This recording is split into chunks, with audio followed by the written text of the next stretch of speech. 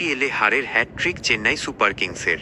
5 বারের ট্রফি জয়ীরা এবার হারল বেঙ্গালুরুর কাছে।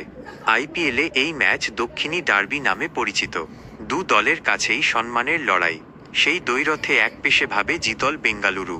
প্রথমে ব্যাট করে বেঙ্গালুরু তুলেছিল 250-এর 3। জবাবে চেন্নাই থেমে গেল 207 রানে।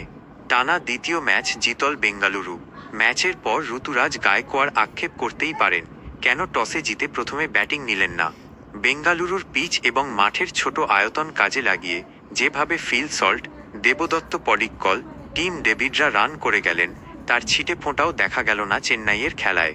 সরফরাজ খান এবং প্রশান্ত বীর ছাড়া কাউকে পাওয়া গেল না, যিনি বেঙ্গালুরুর পাহাড় প্রমাণ রানের বিরুদ্ধে ন্যূনতম লড়াই করতে পারেন। অ্যাডভার্টাইজমেন্ট। আইপিএলের আগে ঘটা ঘরে রাজস্থান থেকে সঞ্জু স্যামসনকে ছিনিয়ে নিয়েছিল চেন্নাই। 18 কোটি টাকার ক্রিকেটারকে নিয়ে উৎসাহের কমতি ছিল না। নতুন দলের হয়ে সেই সঞ্জুর অবদান 6, 7 এবং 9। এখনও 2 অঙ্কের রানে পৌঁছতে পারেননি। যে ম্যাচে তার সবচেয়ে বেশি অবদান দরকার ছিল, যে ম্যাচ তাকে রাতারাতি নায়ক করে দিতে পারে,